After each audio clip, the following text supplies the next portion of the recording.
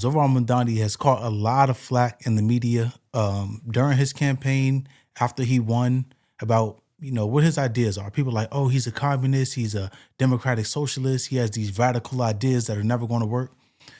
Well, we're going to find out if they work or not, because he did win he is the mayor-elect for New York City. So come January 1st, we're going to find out if they work or not over the time that he's in office. But today is the day that he finally met Trump, right? They went and had a sit down at the White House. They got to express their ideas, find out how they could work together. And Zoran Mamdani has said multiple times throughout his campaign that even though he doesn't necessarily like Trump, he's willing to sit down and talk to Trump about any way that they can make New York City more affordable for New Yorkers, right? He's the mayor of New York City. Trump, throughout the campaign, was like, yo, I'm not giving any money to New York City. This dude is a communist. He's the worst thing that ever happened to New York City. It seems like Trump is taking a different tune, right? They had to sit down at the White House. We're going to get into it. And just so you know, we're not going to watch the entire thing. It's about 30 minutes. But let's get right into this thing. And the reporting or the video is coming from Forbes. We've just had a great meeting, a really good, very productive meeting. We have one thing in common. We want this city of ours that we love to do very well. And I wanted to congratulate the mayor. He really ran an incredible race against, a lot of smart people, starting with the early primaries against some very tough people, very smart people. And he beat them easily. And I congratulated him. And we talked about some things in very strong common, like housing and getting housing built, and food and prices, and the price of oil is coming way down. That anything I do is going to be good for New York. If I can get prices down, it's good for New York, and we've got them down, way down from last year. We have, as you know, I've been saying to a lot of people, Walmart said that Thanksgiving this year is exactly 25% less than last year. So that's good for New York, good for everyone. It's funny that Trump never misses an opportunity to pat himself on the back. This thing was not about, it's about affordability, but it's not about the thing that he was doing or the comment that he got about Thanksgiving. But the dude takes every chance he gets to glaze himself. But that's just his personality. Everybody. But I just want to congratulate. I think you're going to have hopefully a really great mayor. The better he does, the happier I am, I will say. There's no difference in party. There's no difference in anything. And we're going to be helping him to make everybody's dream come true, having a strong and very safe New York. And congratulations, Mr. Mayor. Thank you, Mr. President. Thank you. I appreciate it. Please. I appreciated the meeting. Before Zoran gets into his talking points or they start this press conference and start taking questions, I'm going to say I like this type of politics.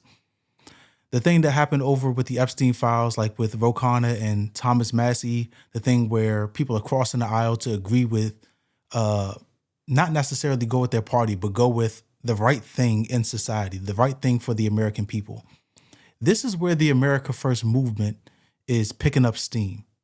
When people are saying, hey, I'm not going to just align with this one thing because I'm a Democrat, or I'm not going to align with this other thing because I'm a Republican. Donald Trump, like we said, he bashed Mamdani throughout the campaign. After he won that primary, it was like every bit of media and everybody with any influence that was on the right or was conservative, and even some people that were on the left that didn't agree with Zoran's policies, they used all of their energy bashing him, saying why his stuff couldn't work. And now that he's won, there are still going to be people that say none of his agenda is going to work, right? But the president of the United States is signaling that, hey, at the end of the day, this is about Americans. This is about New Yorkers. And we're going to do what we have to do in the places where we can align in order to further the interests of New Yorkers. So to Trump's credit, I bash him quite a lot, right? He's the person that's in the hot seat. So, that's the nature of the territory that he vied for. But this is something that I like 100%. So shout out to Trump for, welcoming Zoran Mamdani into the White House, having a conversation. And it looks like they have a positive relationship that's going to be built so far. meeting with the president, and as he said, it was a productive meeting focused on a place of shared admiration and love, which is New York City, and the need to deliver affordability to New Yorkers, the 8.5 million people who call our city their home, who are struggling to afford life in the most expensive city in the United States of America. We spoke about rent, we spoke about groceries, we spoke about utilities, we spoke about the different ways in which people are being pushed out, and I appreciated the time with the president, I appreciated the conversation. I look forward to working together to deliver that affordability for New Yorkers. Thank you very much. Any questions, please? President Trump, Stephen Nelson from the New York Post. I've got a question for you and then also one for the mayor-elect. Sure. For you, you've referred to Mr. Mamdani as a communist. Could you describe why you feel that way? And also, will you do anything to stop him from arresting Prime Minister Netanyahu if he visits New York? Well, we didn't discuss your second part of the question, and on your first part, I mean, he's got views that are a little out there, but who knows? I mean, we're going to see what works, or he's going to change also. We all change. I changed a lot. From when I first came to office. It's now quite a while ago. It's quite a while. My first term was great. We had the greatest economy in the history of our country. We're doing even better now. We're doing much better now than we did even the first term. And I can tell you some of my views have changed. And we had discussions on some things. I'm not going to discuss what they were, but that I feel very confident that he can do a very good job. I think. Real quick, before Trump gets into him saying that Zohran Mamdani, he thinks that he's going to do a very good job. The reporter asks, one of the talking points that Zohran Mamdani was pushing on was, hey, if Benjamin Netanyahu, the prime minister of Israel, comes to New York, he's going to be arrested. So the reporter asks, did you guys talk about this? Because I know it's a point of contention for Trump. It's a point of contention for Mamdani. Trump kind of skates past it. He's like, we didn't discuss that, right? Zohran Mamdani has made it very, very clear that his intention is to get an arrest in accordance with international law. That's what he keeps saying. So it's interesting how that's going to progress now that we're seeing that these guys are building a relationship. Trump is seeming to like Mamdani.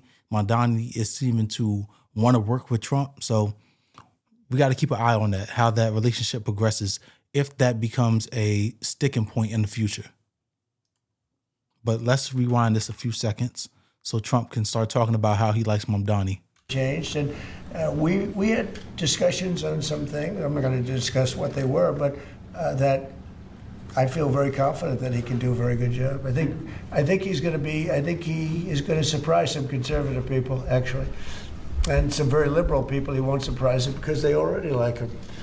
And for Mr. Mamdani, it sounds like you had a productive discussion, but just days ago you referred to President Trump as a despot who had betrayed the country. You said you'd be his worst nightmare and accused him of having a fascist agenda. Are you planning to retract any of these remarks in order to improve your relationship? I think both President Trump and I, we are very clear about our positions and our views, and what I really appreciate about the president is that the meeting that we had focused not on places of disagreement, which there are many, and also focused on the shared purpose that we have in serving New Yorkers. And frankly, that is something that could transform the lives of the 8.5 million people who are currently struggling under a cost of living crisis, with 1 in 4 living in poverty. And the meeting came back again and again to what it could look like to lift those New Yorkers out of struggle and start to deliver them a city that they could do more than just struggle to afford it, but actually start to live in it. And I've been. That was a very interesting and political response. I'm not going to lie. I like how Zohran Mamdani handled that, because the reporter asks, so you said that Trump is basically an asshole. How do you feel now that you're standing next to him? Zohran Mamdani says, well, me and Trump, we understand that we don't necessarily like each other, but as long as we can agree on affordability, that's where, our Venn diagram of beliefs, that's where they meet. So, Mamdani is standing on business. He's like, I don't like Trump, but I'm willing to work with him if it means getting what I need for my people. And again, that's the type of politics that we're seeing across the gambit, right? Like I said, Marjorie Taylor Greene, Thomas Massie and Ro Khanna, Trump and Mamdani, people that you never thought would get along based on their histories, based on their party and ideology. These people are coming together and saying, okay, America first, Americans first.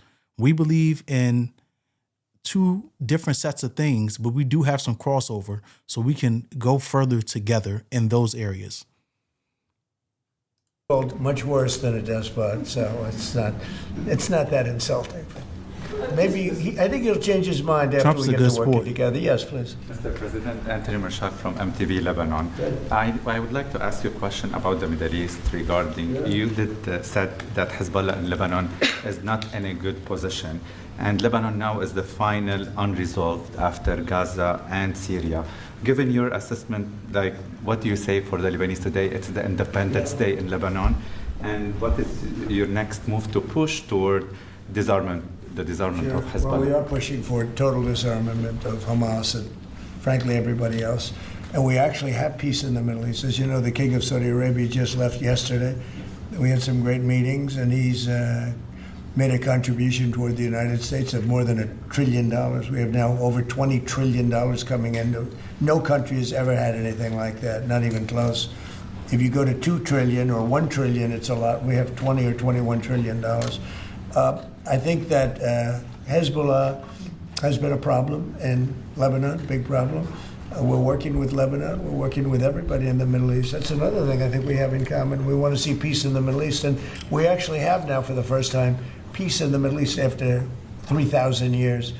And now we're going to refine it, and I think you're going to see some very positive things happen. There is a potential to invite the Lebanese president to meet you to the White House. I would do that, absolutely. And if the mayor would like to be here for that meeting, because I know he feels very strongly. I think you feel very, very strongly about peace in the Middle East. I think We desperately want it, and that's something that I shared with the president, that when I spoke to New Yorkers who had voted for the president last November on Hillside Avenue and Fordham Road, I asked them why. I heard again and again two major reasons. One was that they wanted an end to forever wars. They wanted an end to the taxpayer dollars we had funding violations of human rights, and they wanted to address the cost of living crisis. And I appreciated the chance to discuss both of those things. You said a lot of my voters actually voted for him, and I'm okay with that.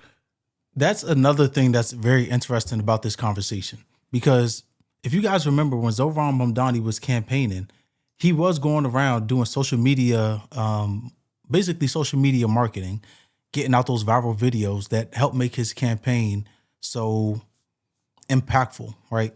Getting millions and tens of millions of views on videos. He was going around asking people, hey, what is it that made you vote for Trump instead of Kamala Harris? Or what is it that Trump did that appealed to you? And a lot of people at that time were talking about affordability. They were talking about essentially like the same thing that like an America First agenda, but I don't think it was called that this time last year. And people's concern was, hey, I'm being priced out of housing. You know, the average home buyer is 40 years old. The average first-time home buyer is 40 years old, when in 2020, it used to be 33. 7-year difference over a 5-year span, right? You go to New York, people are saying, hey, I can't even afford to live in the city, though I work in the city. So the people that voted for Trump turned and looked at Trump-Mamdani and said, okay, this guy that we initially voted for may not be moving at the pace that we want. Let's try something else. And you know, those people, they may or may not end up getting what they want, but they're looking for somebody that is going to run on that agenda and actually deliver on those promises. So we'll see how it goes. People are saying that Trump is not necessarily delivering on that agenda, but people are looking for a leader that will make that promise and actually live up to it. It doesn't matter if it's Democrat or Republican. Like we said, people are saying Americans first. Put my interests above all of the paid interest, all of the corporations, all of that stuff. Make our lives better for all of the money that we give to the government, whether it be local or federal. That's what people want. And that's why they're willing to vote on either side of the aisle based on who's going to actually deliver on that promise. As well. I'll do that. I'll sign it. Give it to me. I'll sign it in a minute. That's pretty good. Mr. President, you've threatened to send federal troops to New York City. You both have differences when it comes to ICE agents in New York City. Mr. Mamdani, you've called ICE a rogue government entity. I wonder how you reconcile your differences on both of those issues. Well, I think we're going to work them out, and I think that if we have known murderers and known drug dealers and some very bad people, you know, we want to get them out. And the mayor wants to have peace. We discussed this at great length, actually, maybe more than anything else. He wants to have a safe New York. Ultimately, a safe New York is going to be a great New York. If it's not safe, no matter how well we do with pricing and with anything else, we can talk about anything you want. If you don't have safe streets, it's not going to be a success. So we're going to work together. We're going to make sure that if there are horrible people there, we want to get them out. I think he wants to get them out maybe more than I do. So I don't understand this talking point from people on the right sometimes that are like, oh, well, people on the left love criminals. I don't think that's true at all, right? When people are talking about the situation with ICE, they're saying, hey, don't come in terrorizing the community. If you have people that are here illegally, especially people that are committing violent crimes, nobody wants those people here. Nobody wants to accept somebody into America that's an illegal immigrant that's coming here terrorizing our population. Nobody even wants to live next to criminals that are in their neighborhood that are citizens here. So this talking point that people on the right make like, oh, people on the left love criminals, or people on the left are trying to protect illegal immigrant criminals. Nobody's trying to do that, right? So I think that's where that's that part of the Venn diagram where they're easily going to meet. But the part where they're not going to meet is, sending in federal agents that are starting to do arrests on people just based on the color of their skin, and then having to release them after they find out these people are American citizens. This has happened in other cities where people are arrested and then they have to kind of walk it back because they find out that these people are actually American citizens. There was a case where a guy was a veteran. So illegal immigrants that are criminals, everybody's with that. There's going to be a gray area where Zoran is not okay, but Trump is willing to ramp it up, right? That's his nature. And nobody is okay, in my opinion, with deploying the National Guard. We have local police for a reason, right? You guys know I'm here in the DMV. The DC National Guard was deployed, and I was in the DC National Guard, even though I'm not talking to anybody about what they're doing because I feel like that would be a little unethical. But nobody wants to ramp up National Guard deployments in their city or in their state, right? So there's going to be a point of contention probably there. But in terms of arresting illegal immigrants that are committing crimes, nobody has a problem with that, left or right. we'll work together. We discussed it at great length. Yes, please. Yeah, two questions, if I may. One for you, Mr. President, on BBC in a second. But first of all, for the mayor-elect. You're both from different parts of the political spectrum. You're both populists, though, and I just wonder to what extent the president's campaign style, his techniques, his social media use inspired any part of your campaign. Well, I actually told the president that, you know, so much of the focus of our campaign has been on the cost of living crisis. And when we asked those New Yorkers who had voted for the president, when we saw an increase in his numbers in New York City, that came back to the same issue: cost of living, cost of living, cost of living. And they spoke about the cost of groceries, the cost of rent, the cost of Con Ed, the cost of childcare. And too often politicians are looking to lecture to New Yorkers what they should care about as opposed to listen. And when we spoke to those voters who voted for President Trump, we heard them speak about cost of living. We focused on that same cost of living, and that's where I am really looking forward to delivering for New Yorkers in partnership with the president on the affordability agenda. And I think we have to work a little bit. We talked about Con Edison. We have to work a little bit on getting the prices because, you know, we've gotten fuel prices way down, but it hasn't shown up in Con Edison. And we're going to have to talk to them. You know, if we're sending them fuel at a much lower price than it was a year ago, which is true, we have to get Con Edison to start lowering their rates. Absolutely. I'm not necessarily sure what Con Edison is. I don't know if that's like, you know, like a gas station or whoever supplies them gas.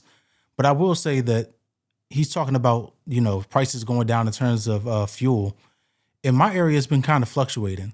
And I've given Trump credit for that quite a few times. Like, you know, some days it'll be the mid $2 and then some days it'll be closer to $3.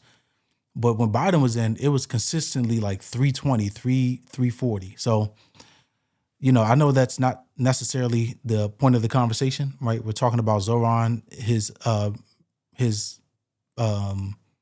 candidacy as the mayor. But to Trump's credit, he said that he was going to get energy prices down and gas and mine have been down. So shout out to him for that as well. I salute that. Let me know if you like Mamdani. Let me know if you don't like him. You know, he's up in New York. He's the mayor-elect. So January 1st, he's going to assume the office. And he's running quite a few things like government-owned grocery stores,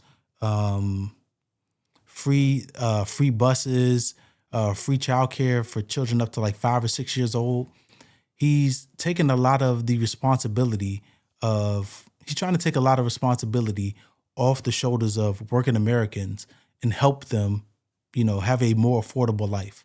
He wants to do rent freezes and increase the production of housing. So he's absolutely doing some shooting at the moon. But, if you don't shoot at the moon, you can't land on the stars. So like I said prior, the Trump administration, actually, I think we're going to end this segment here. Zohran Mamdani has said prior, hey, I'm trying to do all of these things. And a lot of his opponents were like, oh, he's a communist. He wants people to have an affordable life. But like he said multiple times, he's expanding the platform that Trump ran on. Trump ran on making people's lives easier and more affordable. Zohran is doing that in a different way, but the agenda is still the same. And I think that's why him and Trump are able to have an amicable meeting, because it's like, hey, you're on this side of the aisle with these ideas. I'm on this side of the aisle with these ideas, but it's still the same goal. It's still in the interest of bettering Americans. It's still this America first and Americans first agenda, where everybody here should live a dignified life.